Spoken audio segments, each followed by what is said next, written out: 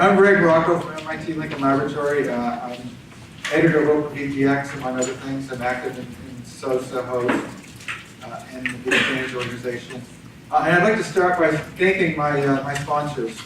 I'm actually receiving funding from the Office of Naval Research, CERDEC, and NAVAIR.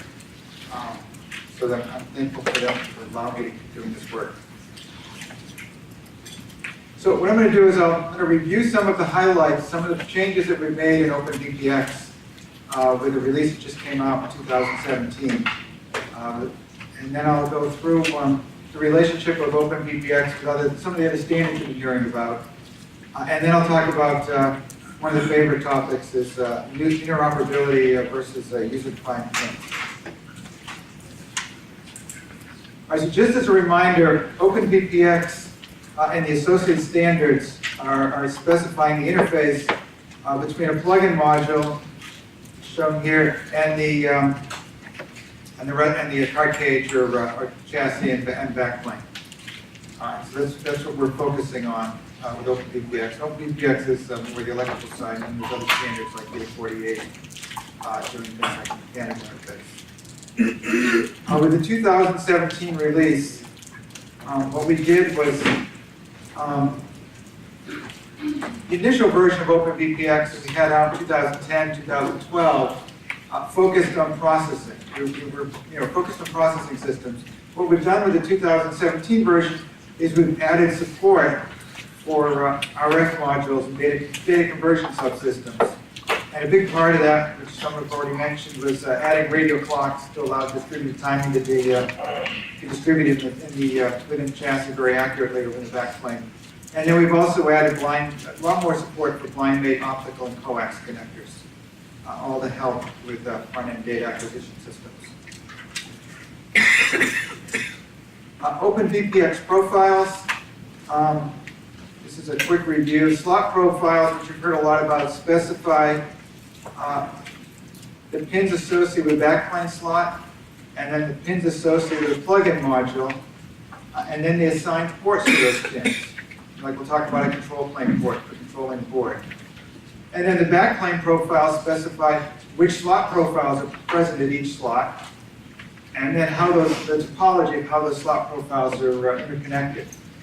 And shown here in the pictures, there's a 6U backplane there and an associated backplane slot for 6U. And then we've got in the center here 3U backplane slot and a slot profile associated with that. And then the module profiles map protocols to the pins and ports of the slot profile. All right, now with VITA 65, the 2017 version, one of the things we did was we took the tables that were in there with options. We had tables of options for backplane profiles and module profiles, and we moved them into 65.1. And then we also added dash options to 65.1 for supporting optical and coax connectors. So what happens is you can have a -0 option which says there's no connector present, the aperture is empty, or you can fill that aperture with a -1, 2, and so forth with various RF connectors. And you can see an example of a board up here in the upper right with 2 RF connectors. So the dash options specify which connectors are present. A little more on VITA 65.0 and 65.1 partitioning. As I've been saying, the tables are moved from what was VITA 65 into VITA 65.1. And then what's left behind is all the detailed text is 65.0. I know the relationship with other standards. The work that was done for the 2017 version of OpenVPX, a lot of the input for what's in there came from work that we were doing with CERDEC, with what's being referred to as the CMOS standards, and also work that was done at ONR. Those two activities fed into the 2017 version of OpenVPX. Now with what we're working on now, we're now getting a lot of input from SOSA and host communities also into what will be the next version of OpenVPX. One of the things that's working out well by doing that is that SOSA gives us an environment that's open to the participants who participate, but we can have export-controlled discussions. So that allows us to discuss the applications in much more detail than we can in an international VITA meeting. And then we can take that information, make decisions on it, and then reflect that in proposals that are then floated within the VITA meeting and continue the discussion in the VITA meeting. But there we have to, there's certain things we can talk about that we can talk about in the SOSA meeting. And what we're doing, we're working to align SOSA host and OpenVPX.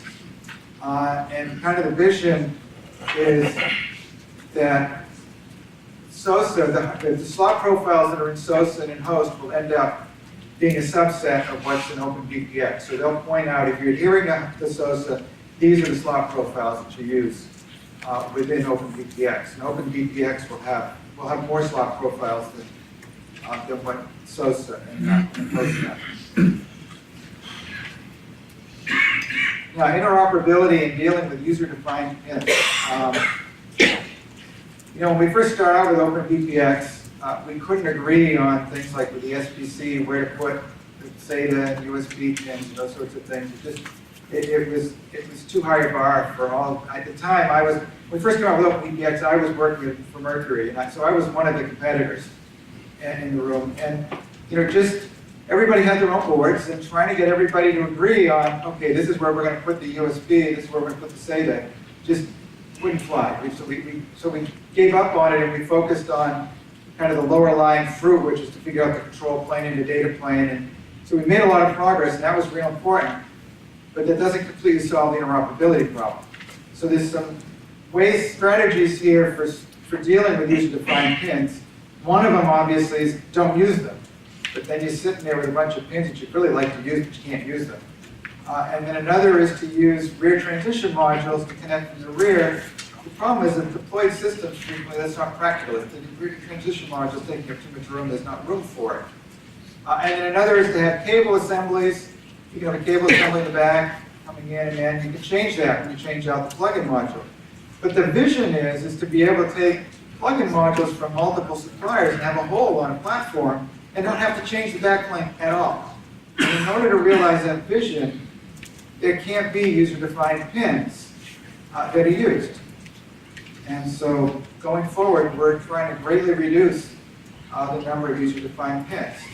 And here's a slot profile in the 2017 version of OpenVPX. It's an example, and it has no user-defined pins. And it's for an RF payload. You can see the RF card there. This is a DRS card with coax connectors.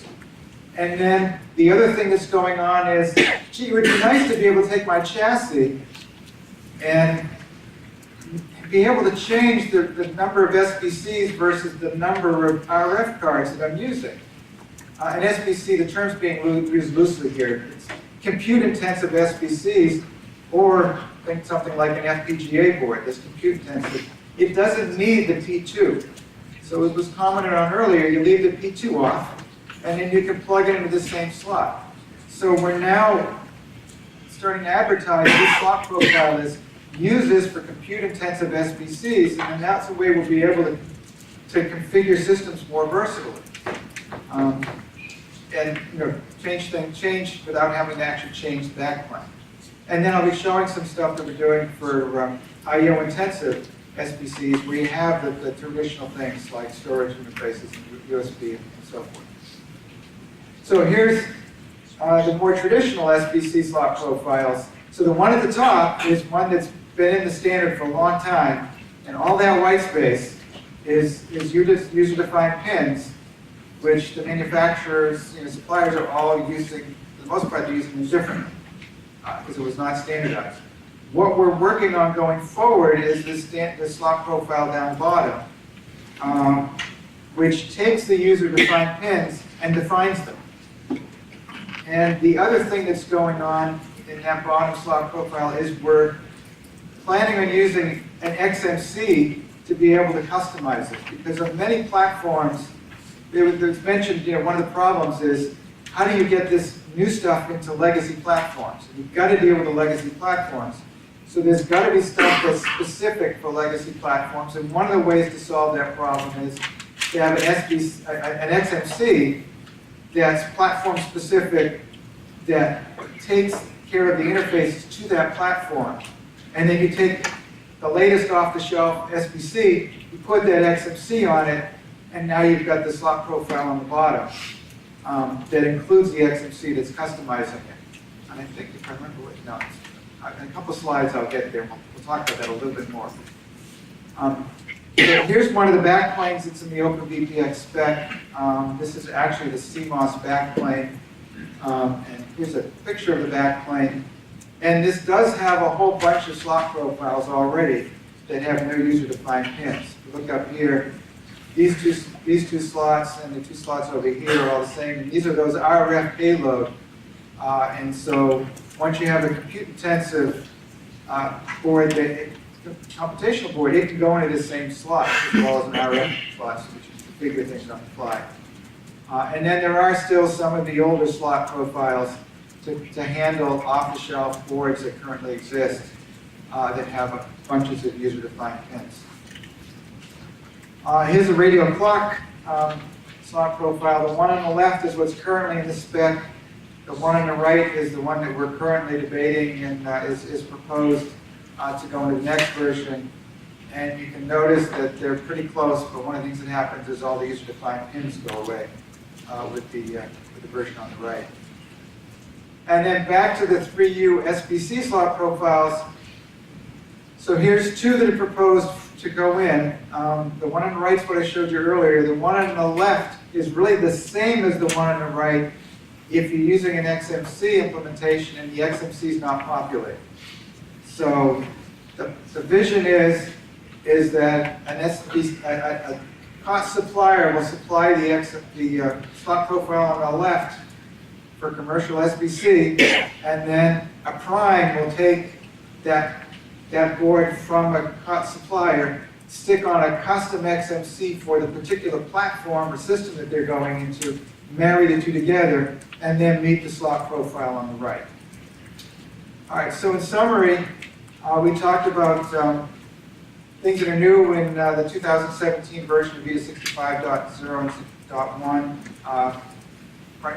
In particular, the addition of radial clocks and much better support for optical and coax blind mate connectors.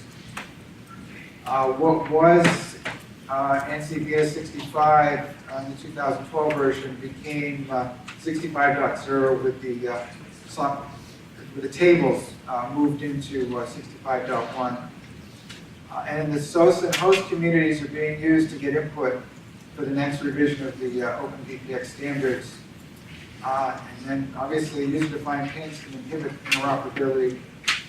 We are working hard to negotiate much fewer user-defined pins going forward. Thank you.